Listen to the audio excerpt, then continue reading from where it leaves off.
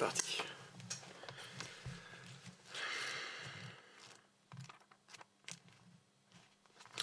Enregistrement de vidéo. Positionnez la molette de sélection des modes sur caméra. C'est bon.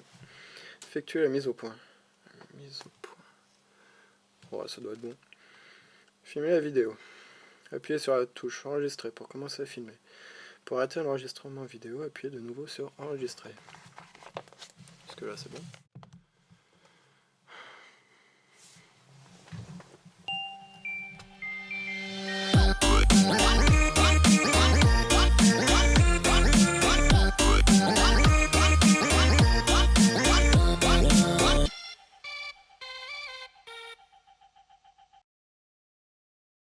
Bon bah, il n'y a plus qu'à faire appel. Le tech. Présent. Le geek. Je suis là. Commercial. Attends, 2 secondes. Ouais, présent. On n'avait pas plutôt tablé sur 500 000 au départ. Le beauf. Le beauf. Va te faire foutre, enculé. Bon bah, l'équipe est au complet, on peut y aller.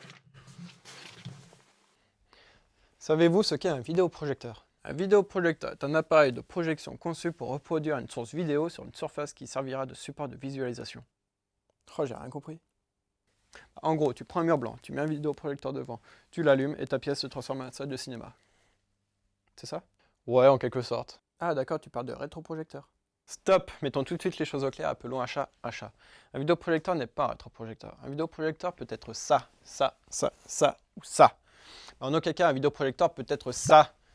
Ça, c'est ce qu'utilisait Madame Berthier pour projeter ses cours de géographie en CM2. Ouais, c'est un barco, quoi. Bon, j'imagine que la plupart d'entre vous savent ce qu'est un vidéoprojecteur. Vous êtes déjà tous allés au cinéma au moins une fois. Mais savez-vous qu'il y a plusieurs types de VP? VP, c'est vidéoprojecteur. Donc il y a ceux pour le cinéma, le home cinéma, pour ce qui est du domaine professionnel, genre salle de réunion, éducation. En plus d'avoir toutes sortes d'utilités, énumérées juste avant. Il y a plusieurs technologies différentes. Tout d'abord, je tiens à préciser que je ne parlerai pas de projecteur à pellicule, mais bien de vidéoprojecteur. Celui qui fait passer l'image à travers un traitement numérique afin de la projeter par l'une des technologies que je vais vous expliquer. Malgré le nombre de catégories de VP, vous verrez que le fonctionnement reste à peu de choses près le même. Le but étant de créer une image avec 3 couleurs différentes, le rouge, le vert et le bleu. Mais avant, petite bande d'assoiffés de connaissances, je vais vous expliquer le principe de la synthèse additive. Alors, la synthèse additive, c'est l'addition de plusieurs couleurs afin d'en obtenir une nouvelle. Donc, dans notre cas, c'est le rouge, le vert et le bleu. Prenons cette belle image remplie de couleurs à en faire vomir métalleux et décomposons-la pour n'avoir plus que les 3 couleurs primaires, donc le rouge, le vert et le bleu. Et ces 3 images réunies servent à recréer la première. Voilà ce qu'est la synthèse additive. Le Tritube, je vais le passer brièvement parce qu'il n'a plus beaucoup d'intérêt, mais ça reste quand même une bonne base pour vous expliquer un peu le principe de projection. C'est le pionnier des vidéoprojecteurs, il est équipé de 3 tubes cathodiques. C'est quoi un tube cathodique? C'est la même chose que nos anciennes télés, mais nous y reviendrons dans un prochain épisode. Pourquoi il y en a 3? Eh bien, parce que chacune de ces mini-télés projette l'image d'une couleur différente, donc une rouge, une verte et une bleue, qui viendront se superposer, comme dans mon exemple de la synthèse additive, pour recréer l'image finale. Maintenant que vous êtes familiarisé avec le principe de la synthèse additive, je peux vous expliquer le fonctionnement d'un vidéoprojecteur type LCD. Le vidéoprojecteur LCD est beaucoup plus compact, robuste, facile d'installation et performant que son grand frère le Tritube. Ah, ça doit bien se vendre ça alors. Oula oui. Mais plutôt que d'utiliser des mini-télés avec le Tritube, nous utilisons là des matrices LCD. Je voudrais pas te faire peur là, mais je crois que tu as perdu la moitié de ton auditoire. Pas de panique, parce que derrière ce nom barbare, en fait, il y a un fonctionnement très simple. C'est comme une plaque avec plein de petits volets qui laissent passer plus ou moins de lumière. Et ce principe est recopié 3 fois, une fois par couleur primaire, donc le rouge, le vert et le bleu, encore une fois. Pour ce qui est du fonctionnement global, c'est pas très compliqué non plus. Le principe, c'est qu'une lampe envoie une lumière blanche qui passera à travers plusieurs petits miroirs un peu spéciaux qui extrairont chacun une lumière rouge, verte ou bleue qui sont envoyés par un jeu de lentilles vers les dites matrices LCD. Donc au final, nous avons bien nos 3 images, rouge, verte et bleue, comme à la sortie d'un Tritube, sauf que là, il y a un petit plus, le prisme qui viendra mixer ces 3 images pour en renvoyer qu'une seule à la sortie du VP. Celui-ci est de loin mon préféré, mais chut, c'est un secret.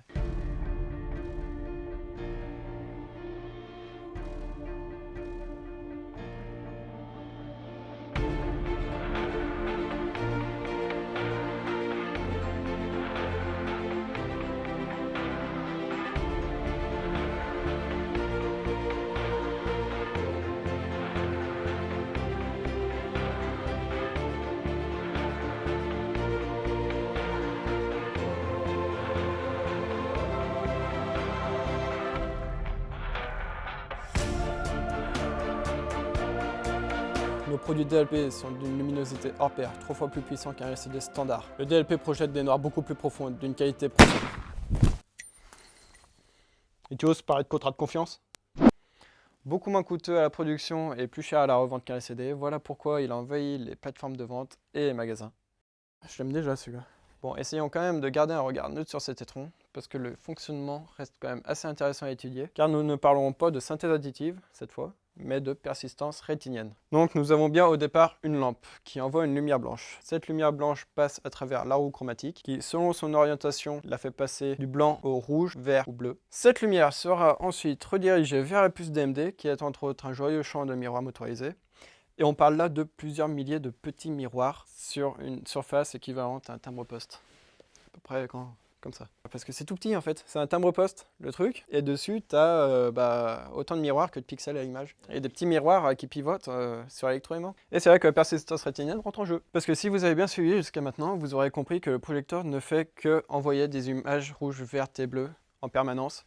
Sauf qu'il le fait tellement vite que notre œil, lui, ne voit pas la différence et s'occupe tout seul du boulot à les mettre en même temps et à mélanger les couleurs. Le gros point fort avec les DLP, c'est que les noirs sont beaucoup plus profonds. Parce que pour faire du noir avec un LCD, on barre la lumière avec des cristaux liquides. Sauf que le problème, c'est que les cristaux liquides ne sont jamais opaques à 100%. Donc la lumière arrive toujours un petit peu à passer. Tandis qu'avec le DLP, lorsqu'on veut du noir, on redirige tout simplement la lumière en dehors de l'objectif. Sur le papier, cette technologie est superbe. Seulement, le gros problème, c'est que les couleurs ne sont pas du tout fidèles à cause de leur manque de luminosité. Car malgré une puissance lumineuse égale sur un LCD, les couleurs sont 3 fois moins puissantes que son concurrent. Du coup, l'image paraît plus froide et moins naturelle. Le laser. Il fallait que j'en parle parce que c'est une technologie qui va finir par s'imposer dans le temps. Mais parler du laser n'est pas suffisant pour représenter les technologies qui l'utilisent. Parce qu'un vidéoprojecteur laser peut aussi bien être un LCD ou un DLP. Le laser est là juste en tant que source lumineuse, tout comme la lampe était là pour le LCD ou le DLP. Ouais, le mec il nous dit que le laser remplace la lampe, mais la lampe elle envoie une lumière blanche, pas le laser, je comprends rien. Mais c'est pour ça qu'on utilise du phosphore, qui a la bonne particularité d'émettre une lumière blanche lorsqu'on le chauffe. Du coup on vient le tabasser avec le laser pour qu'il se mette à s'illuminer, et vous connaissez la suite. Finalement c'était pas si compliqué. Cependant, ça marche pas toujours comme ça. Eh merde, je me casse. Certains utilisent le laser juste pour le bleu et le vert en passant par une roue au phosphore qui réfléchit soit l'une soit l'autre couleur en fonction de son orientation. Et pour le rouge c'est très simple, il rajoute une LED à côté du laser et le tour est joué. Comme je vous l'ai déjà dit, cette technologie est encore assez jeune, donc elle est vouée à évoluer plus ou moins rapidement, mais rien ne me dit que ces infos que je viens de vous donner ne seront pas déjà erronées au moment où vous regarderez cette vidéo. Et voilà tout pour ce qui est du fonctionnement global des vidéoprojecteurs.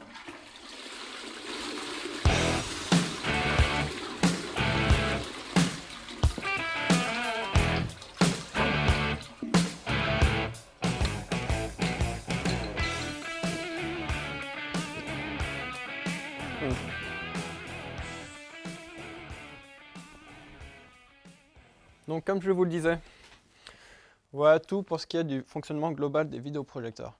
Cependant, il y a tellement de choses à dire que je vais sûrement faire une deuxième vidéo qui viendra compléter celle-ci. Merci d'avoir regardé cet épisode pilote, j'espère que c'est le premier d'une longue série. Donc si vous avez aimé, n'hésitez pas à commenter, à partager, à mettre un pouce bleu, abonnez-vous et vous verrez que la lumière un jour sera quand même mieux, je l'espère.